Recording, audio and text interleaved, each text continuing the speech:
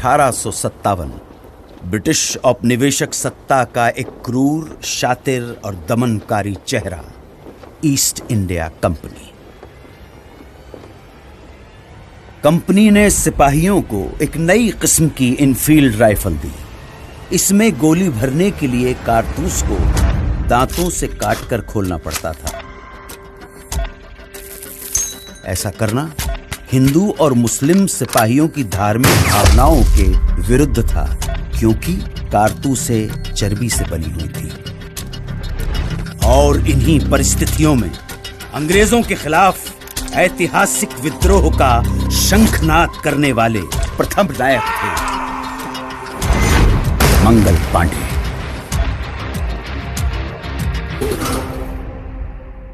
मंगल पांडे की शहादत बारूद के ढेर में पहली चिंगारी थी, और ये चिंगारी ऐसी भड़की के देखते ही देखते बगावत की आग में पूरा देश दहकने लगा। वक्त आने पर बता देंगे तुझे आसमां, हम अभी से क्या बताए क्या हमारे दिल में है।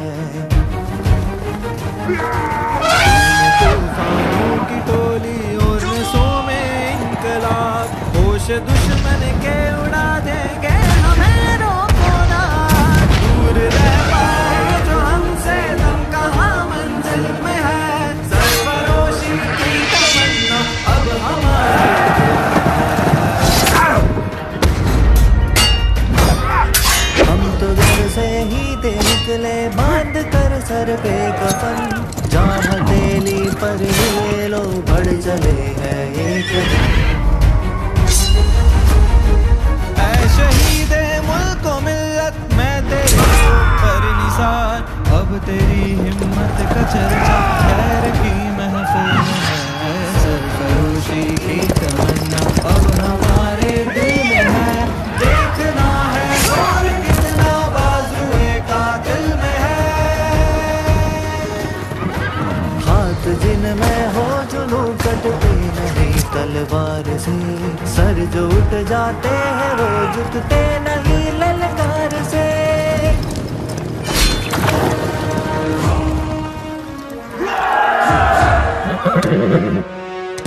इनकी गाथा छोड़ चले हम झांसी के मैदानों में, जहाँ खड़ी है लक्ष्मी बाई मर्द बनी मर्दानों में।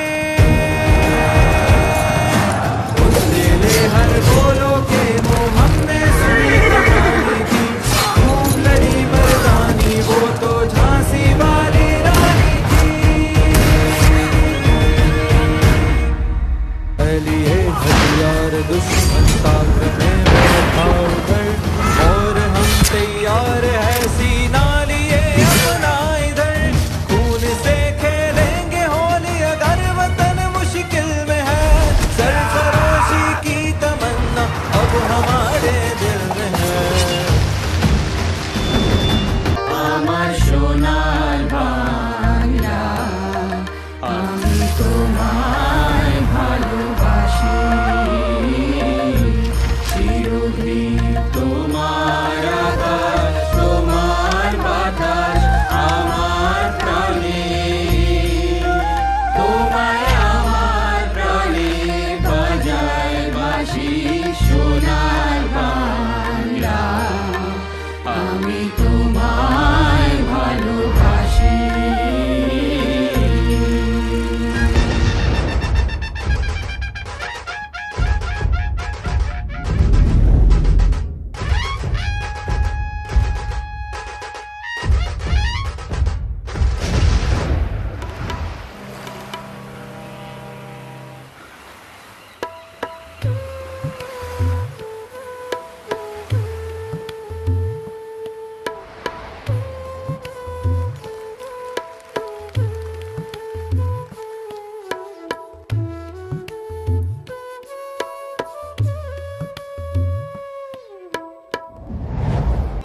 वैष्णव जन तो तेने कहिए जे, पीड़ पराई जाने रे, पर दुखे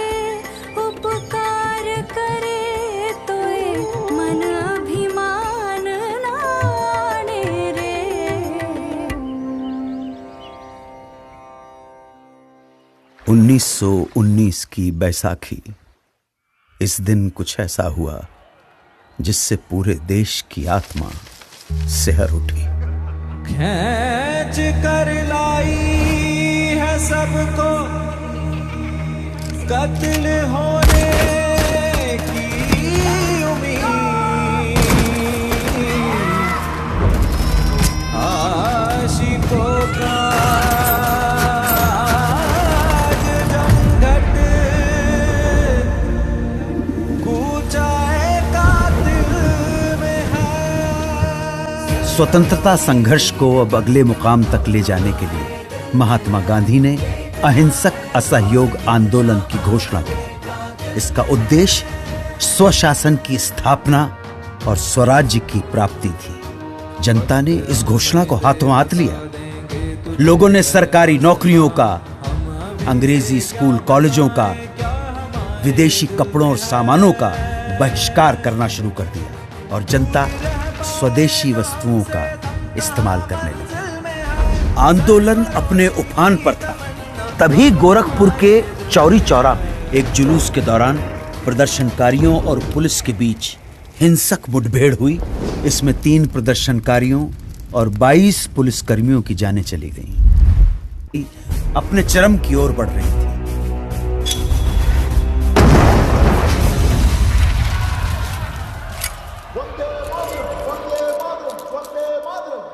दांडी तट पर गांधी जी ने मुट्ठी भर नमक उठाकर ऐलान किया कि इस कदम से ब्रिटिश साम्राज्य की नींव हिलाई जा रही है। उन्होंने नमक बनाकर कानून तोड़ दिया और इसके साथ ही देश भर में सत्याग्रह की पुरजोर लहर चल पड़ी।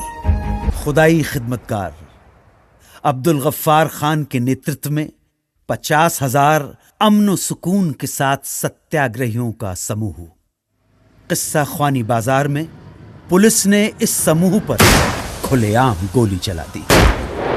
जब आगे खड़े लोग छलनी होकर गिर पड़े, तब पीछे खड़े सत्याग्रही आगे आते गए और सीना तानकर गोलियां खाते गए। अहिंसा के इरादों पर अटल उन्होंने पुलिस पर पलटकर वार नहीं किया।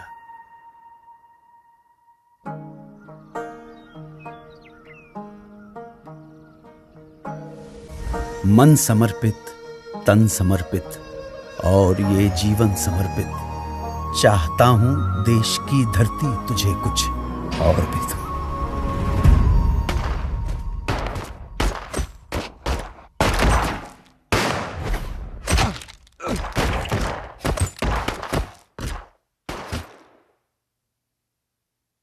इस रंग में रंग के शिवा ने माँ का बंधन खोला, यही रंग भी हल्दी घाटी में था प्रताप ने घोला। नव बसंत में भारत के हित में वीरों का यह टोला, दूर फिरंगी को करने को लहू में अपने घोला। ओ मेरा रंग दे बसंती चोला, माए रंग दे, ओ मेरा रंग दे बसंती चोला, माए रंग दे।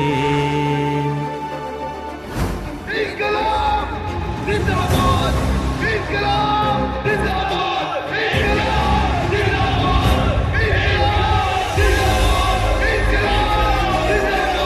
इंकलाब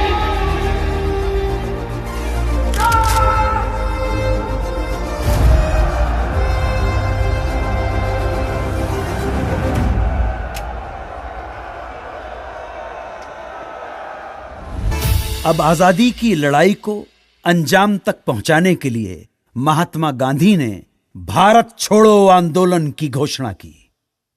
उन्होंने देश की जनता को एक महामंत्र दिया, करो या मरो। भारत छोड़ो आंदोलन एक निर्णायक बिंदु था। इस आंदोलन में पूरा देश कूद पड़ा। पुलिस थानों, कचहरियों, रेलवे स्टेशनों और अंग्रेजी सत्ता के दूसरे प्रतीकों पर कब्जा कर उन पर तिरंगा फहराया जाने लगा। बौखलाई सरकार ने न सिर्फ लोगों के साथ मारापीटी की, न सिर्फ भारी संख्या में लोगों की गिरफ्तारियां हुई, बल्कि कई बार तो फौजी हवाई जहाज से निहत्थे लोगों पर गोलियां तक बरसाई। शेर हिंद आगे बढ़।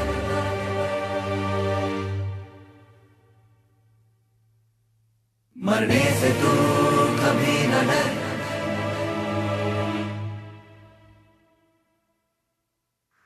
अंग्रेजी अत्याचार के प्रतिघात में नेताजी सुभाष चंद्र बोस के नेतृत्व में उन्हीं दिनों जापान, मलय और बर्मा में आजाद हिंद फौज के झंडे तले एक प्रखर सैन्य मुहिम जारी थी।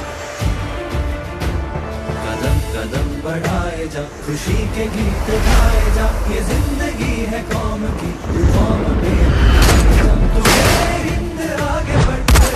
तू कभी न डर, ये दुश्मनों का सर, ये वतन बढ़ाए जा।